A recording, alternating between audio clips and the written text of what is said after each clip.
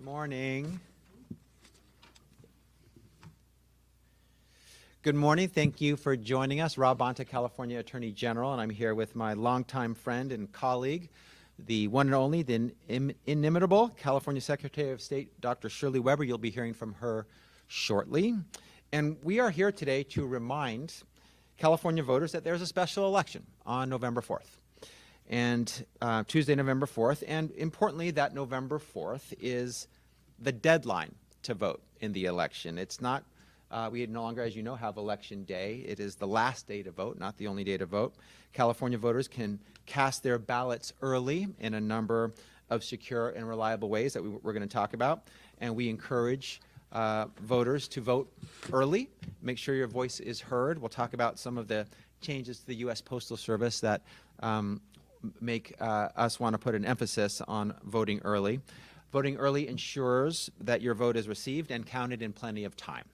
It avoids last-minute mishaps caused by traffic, caused by illness, unexpected surprises at work or home, or anything that could prevent you from showing up at the polls on Election Day before the doors close. In California, it's your right to vote early. We have special laws that provide for early voting. You can vote as soon as you receive your ballot, and ballots are being mailed shortly, and you can vote in the manner that works best for you. One option is by mail. County elections officials must begin mailing each registered voter a vote-by-mail ballot by Monday, October 6th. This is the same ballot that you'd get if you showed up in person on Election Day. The difference is that you can fill it out at home, at your leisure, and return it as soon as you're done. If you choose to return your ballot by mail, we encourage you to do so ahead of Election Day. California law requires that every mail-in ballot be postmarked by Election Day if it is to be counted. And however, this year, this is one of the important announcements we want to make. Due to a change in the United States Postal Service's policies, mail-in ballots in some communities will not be postmarked the day they are mailed, but will instead be postmarked a day later. So this is important for the following reasons. That means that if those voters drop their ballot off at a U.S. Postal Service mailbox or post office on Election Day, it won't be postmarked until the next day, and it will not be counted.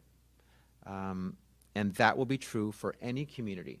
And this is where our visuals are helpful here. This one.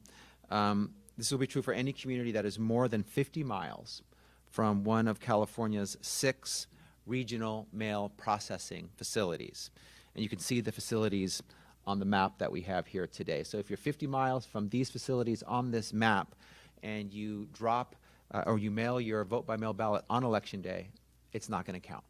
So if you want your vote to count, which I assume you do, because you're putting it in the mail, don't put it in the mail on Election Day if you're 50 miles from these voting centers. So very important.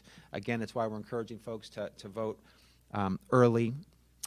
If you do find yourself with your ballot in your hand, your vote-by-mail ballot, and you want to drop it off, make sure it's counted. There's a couple different things we recommend, especially if you're 50 miles away from one of these voting centers.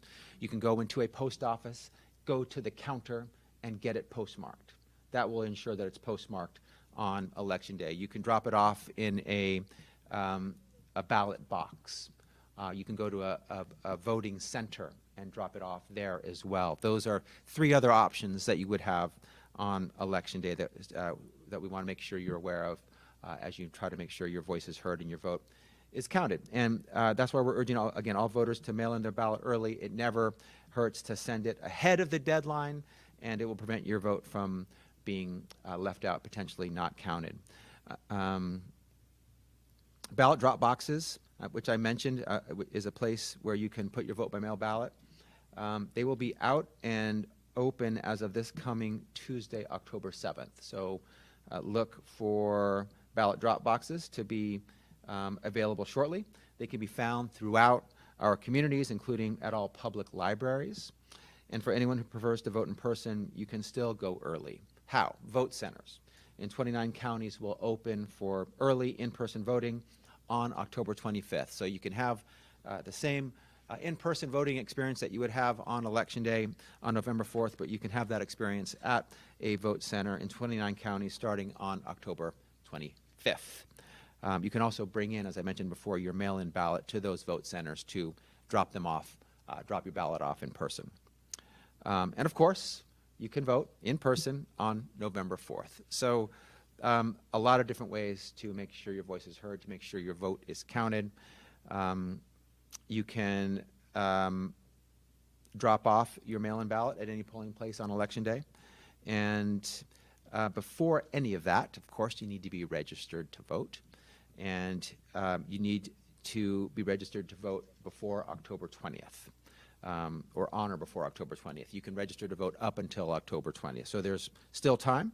If you miss that deadline, you can still conditionally register at your county election office, polling place, or vote center through Election Day.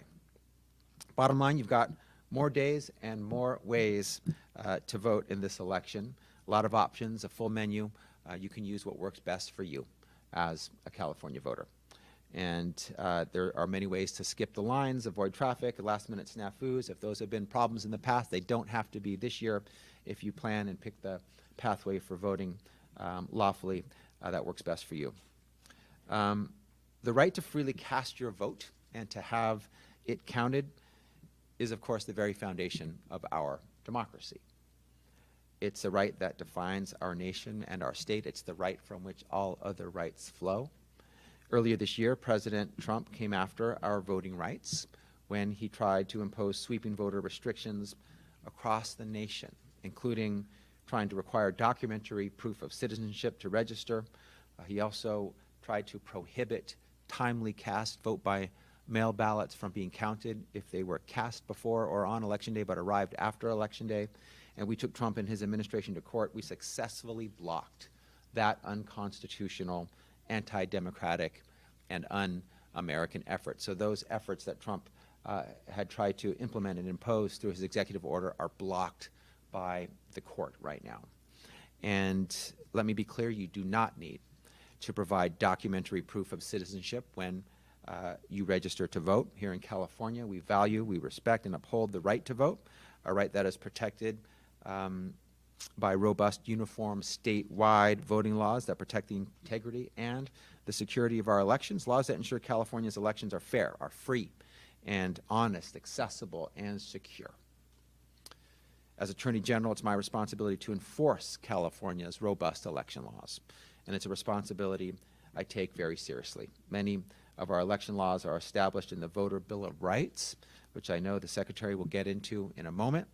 And today my office is reissuing a few alerts that expand on some of our crucial voting rights and election protections. The first is a guide to the rights of voters with disabilities, which covers state and federal protections, including the right to an accessible voting place and the ability to vote privately and independently in person, just like any other voter. The second is an updated bulletin for law enforcement on how to protect California voters from election interference and voter intimidation and deception. It's a felony to coerce or intimidate a person to vote, not to vote, or vote in a certain way. It's also illegal to fraudulently advise someone that they aren't eligible or registered to vote when, in fact, they are. The third is an updated consumer alert on election misinformation. In our ever-digital world, more and more voters go online to find news and information about elections and candidates. And while the benefits of the internet are innumerable and vast, it's also become a breeding ground for misinformation, for deep fakes and straight-up lies. That became all too evident in 2020 and 2024 when we saw a dramatic uptick in the amount of false and misleading claims about where, when, and how to vote. Unfortunately, I think we should be prepared for the same kind of deception and misdirection this election. Just as we saw last year when thousands of voters in New Hampshire were targeted by scam robocalls impersonating former President Biden that tried to discourage folks from voting in that state's primary. As you'll see in the alert we've released today, it's a crime to intentionally mislead voters about their eligibility to vote or about where and when to vote. and a crime to tell someone they're ineligible to vote when that's not true. It's a crime to direct someone to the wrong voting place or tell someone their polling place is closed when it's not. So those are all examples of what's prohibited under the law. We want to make sure that we reemphasize those rules that help make our election system here in California safe and secure, reliable, and accurate. The unfortunate reality is that there are people who would prefer to see lower voter turnout, unfortunately, who would benefit if we stayed home and passed up on our right to engage in this democracy, who actively seek to cast doubt on our elections, processes, operations, and personnel. Our own president, the person who is charged with leading and protecting our democracy, spews falsehoods about election results, tries to conjure doubt and fear about the safety and security of our elections, and targets election officials who are just doing their job, tries to undermine the legitimacy of results he doesn't like and he doesn't agree with, and aims to disenfranchise swaths of voters. Our most powerful response is to exercise our right to vote, your right to vote.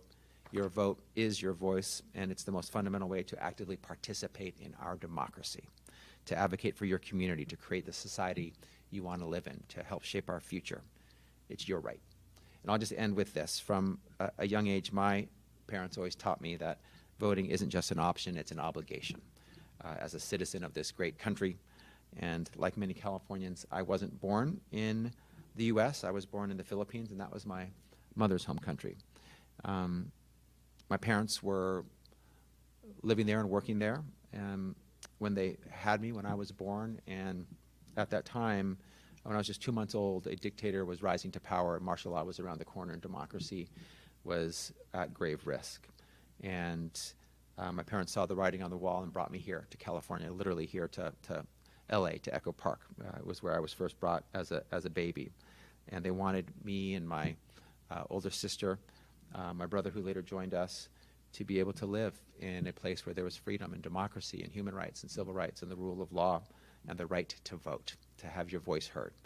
They wanted a democracy for us. And my mom became a citizen so that she could cast her own ballot. I'll never forget that day when she told me that she was going to become a U.S. citizen. She actually said, I was in the middle of my first competitive campaign for political office, for public office, and she said that she was going to become a U.S. citizen so she could vote for me in my first election.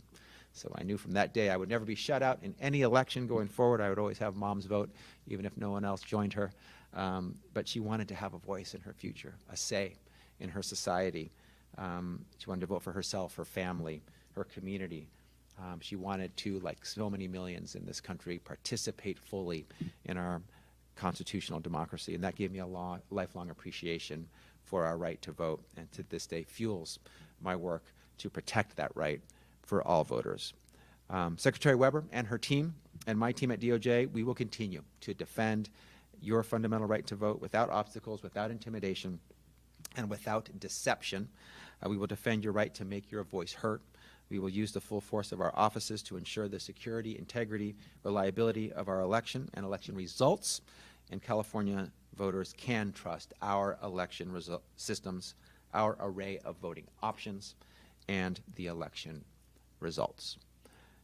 Before I hand it off to the Secretary, I want to give a quick acknowledgement to my team at DOJ who make it possible for us to protect the rights of voters across our state, including our team at the Government Law Section, the Civil Rights Enforcement Section, the Consumer Protection Section, and the Department of Law Enforcement. Thank you to our team for your ongoing work, your work you've already done, you're doing now, that you will do through and beyond Election Day. And with that, it's my great pleasure to introduce my wonderful friend and incredible leader for the state of California, Secretary of State, Dr. Shirley Weber. Thank you, and good morning. I'm always honored when I have the opportunity to participate in any activity that involves our Attorney General, Rob Bonta. He and I have been good friends since we were both in the legislature and have fought many, many battles together. And I was honored when he became the Attorney General because I knew then that the battle we would fight and face in this nation to preserve democracy, to preserve the right to vote, would be a battle that would be easier because I had a partner who had the same kind of commitment, the same kind of interest in making sure that every Californian and everyone in this nation had their democracy preserved by the right to vote. It's interesting as I listen to my good friend, and he talks about his past and his background and the desire of his parents to come to this country to participate in the democracy.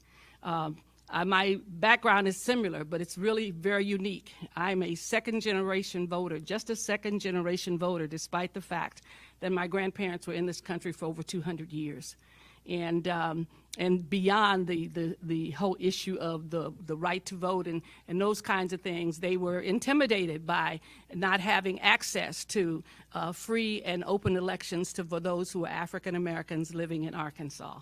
And so despite the fact that they were here since the early 1800s, they did not have free and open elections to them and the opportunity to exercise that without intimidation.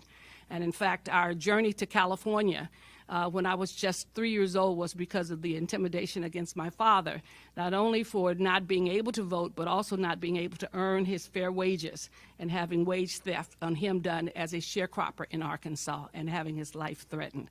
So we came to California because it was a place that my parents believed very strongly that this would be a place where they could participate in the process of voting, that they could actually have children attend good schools that were open and to them and fair and honest with their education, and that California had some amazing things taking place in California in the early 50s and 60s. And so they came to California for that reason and got their first opportunity to register to vote. And the interesting thing that not only did they register to vote, they voted in every election after coming to California, but my mother became a poll worker, an honored person in a community that she took very care in giving the kind of openness and honesty that they had around voting and the protection of voting, so much so that when 45th and Broadway had no place for people to vote, my mother volunteered our home. And my house at 351 West 45th Street became a polling place in South Central Los Angeles until my mother's death. And so I witnessed voting and the importance of voting every day there was an election, no matter how small, how large.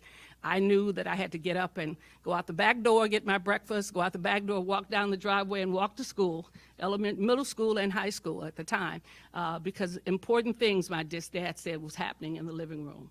Not in the garage where there were spiders and bugs, he said, but in the living room where he moved out all of the furniture so that people could actually they could put up the polling place, they could put up the voting booths, and people could vote. And my parents and my family loved the idea that we were a part of the democracy that they had so long wanted to happen. And I am sure that my grandparents, who never got a chance to vote, particularly on my father's side, in their entire life, because they died before the Voting Rights Act of 1965, would have been proud of that. And I take pride in the fact that we are a part of this process in our family. It's ironic that I'm Secretary of State of the largest voting base in the nation. And I represent, and my parents would have been proud that despite the fact that they seldom had an opportunity, grandparents, to vote, that we are now responsible for 23 million Californians voting. And it's important that we do that and we protect it as we would have protected it in the South. The ballot starts receiving this next week, and don't forget that early voting takes place. And you have the opportunity, as has been pointed out, to return it right away. We want to make sure people take advantage of that because of the information we received. Election is November 4th. It's always the first Tuesday, in November. And so it's a national issue, it's a national concern, and we're very concerned. And I'm grateful that my partner gets together with me before elections to remind people of the things that sometimes we forget.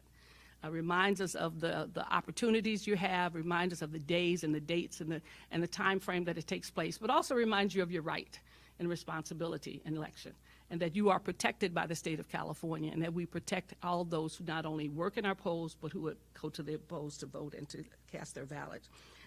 Make sure as we've pointed out, make sure you return your ballot as quickly as possible because of new rules that might exist that may make it difficult, or not make it difficult, but make it sometimes impossible if it goes in on the day of the election. As we've often said over and over, the rules have changed this year. And so we want to make sure that all of our voters know that they should get their ballots in early, not wait till the day of the election. And if you do, there are some ways in which you can still get it done. Our office will still be open with an information desk to basically answer those questions that you may have, to give you directions as to where you may go. Our website will have all of this information on it. But If all else fails, be sure to call our hotline to make sure that we can give you the information you need. We don't want anyone to be so frustrated by the rules and regulations or sometimes information and misinformation that they lose sight of the fact that they still have an opportunity and they still can vote, and that is extremely important.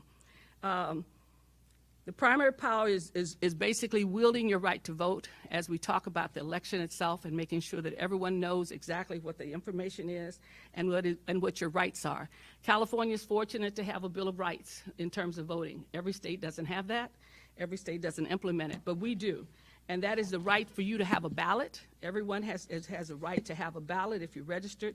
If somehow or another you make a mistake on that ballot and you haven't already cast it, you can get a new ballot.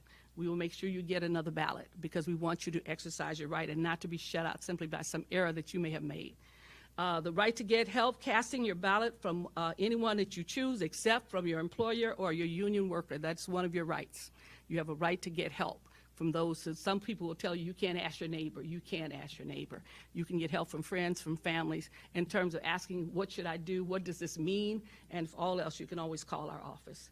The right to drop off your completed vote-by-mail ballot at any polling place in California.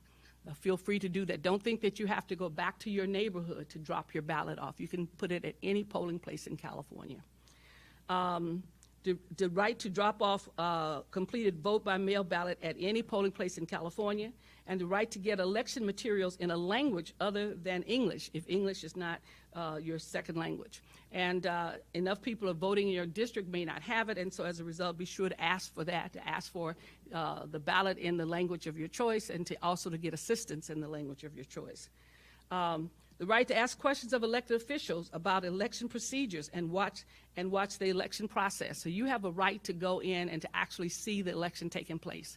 We have folks who go to the ballot, who go to their registrar of voters office. They can observe the ballots coming in. They can observe, they can't touch them, they can't read them, but they can observe the process. And people are often impressed with the fact that they have access to it. So it is transparent, it's open, that people can see it. The right to also to report any illegal or fraudulent election activity to an elected official at the Secretary of State's office. You have the right to call us, and we will not say, oh, that's not that important. You have a right to report any illegal or fraudulent activity you believe is occurring, and it's our responsibility to take that into consideration, to look at it, and to file the reports that may be necessary. So don't think that you are powerless in this process. You are an active participant in the process of ensuring the voting rights of everyone.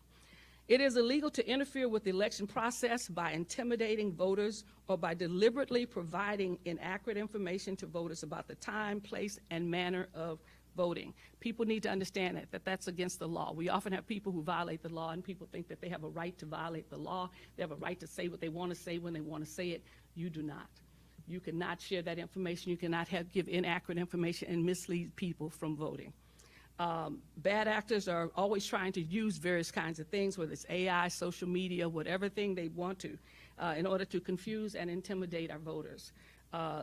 We need to be clear about the fact that these efforts are illegal, and they are things that we will prosecute people for. So don't just believe because you can say what you want to say, as sometimes people tell you, you really can't say what you want to say anytime you want to say it. The trusted sources of election information are still our office, the Secretary of State's office, and other county election offices. We have a lot of county election offices. We have some amazing individuals who have very good information, and that's your trusted source. If you want some information, don't hesitate about asking a question from one office or another office or our office to call. We get lots of calls on the day of election, and we are happy when people call. We'd rather them call us than try to figure out whether or not something was true or not. Some of the information that came in at the last minute, and all of a sudden we haven't had a chance to put it on our website that's saying this is inaccurate, then you have to figure it out with other people. Feel free to call us. Call our office the day of election, the day before, and ask about this information. If we don't have the answer immediately, we will get it for you, because we don't want you acting on misinformation. There's nothing spread faster than misinformation. We know that. You know, you start a rumor here today, and by tomorrow it will be anywhere you can imagine. We want to make sure that you get the correct information, so don't take it as a burden to call the Secretary of State's office for information. If you have questions or need help, our hotline is 1-800-345-VOTE. So 1-800-345-VOTE is our hotline number. Don't hesitate to call us. We would be more than happy to hear from you. If you've been denied, believe that you've been denied any type of voting rights at all, if you think someone has denied your rights, contact my office at 1-800-345-8683. You can, if you think you've been given misinformation, somebody told you something was wrong that they should have been correct, be sure to make sure that you do that. We have voting hotlines in 10 languages. California is an extremely diverse state. So don't hesitate to do that. Also, you can also find all of this information, all of these numbers, if you forget, to deal with www.sos.ca.gov. That's the Secretary of State's office, sos.ca.gov. You will find amazing information on our website. All of the numbers you have, all the dates and times and maps, all those things are on our website, and we are more than happy to give those to you. You can use this number also if you have election-related questions. Don't remember that ballots will be hitting our mailbox real soon. Don't delay, as we were telling everybody, vote. It should be a relatively simple ballot because there's one item on the ballot.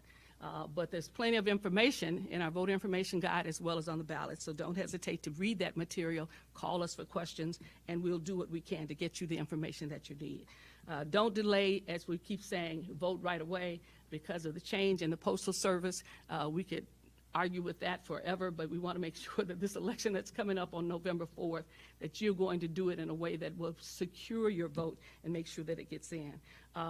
You can sign up, and if you're worried about your ballot, we know about track your ballot at where'smyballot.sos.ca.gov, where'smyballot.sos.ca.gov. And I can tell you as Secretary of State, every time I get that note that says, we've got your ballot, I'm shocked because I had forgotten and I had to put it in, and all of a sudden they not only tell me they got it, then they tell me that they counted it and all these things, and I'm just like, wow, you're watching me. And that's what, and I get excited, and I keep saying to myself, why are you so excited when you got that? You knew it was coming. But somehow or another, the fact that someone verifies for me that my ballot actually got in and that it got counted always makes me really excited. So I want to thank you all for coming here. Keep telling folks the same thing, don't delay, vote right away. Your vote is your voice. It is definitely your voice. It is your power. It is what makes you the powerful citizen that you are, that gives you the opportunity to change the world that you live in and to change the communities and the things around you. As a child of as I said, sharecropper and people who never got a chance to vote until they were grown, and grandparents who never voted in this country despite all of the labor and the work that they did, they would be very proud of every person who cast a ballot and cast it with the kind of energy that says, I have finally arrived. This is my democracy. This is my world. This is my California. This is my neighborhood. This is my county. And that we have a right to have the kind of election and the secure environment that's there that says when I put it in there, somebody will say to me, hey, we got your ballot. We counted it. You're all right. Thank you very much. We don't have any questions? Yeah, I have a couple related to immigration. You know, in this current political climate, there's a lot of apprehension and anxiety about immigration. Are you guys, at your office, doing anything above and beyond the norm to ensure that people feel safe going to vote centers? You know, there may be something maybe hesitant to go this time around because they're afraid that maybe immigration agents hanging outside or nearby. And I'll start with that question.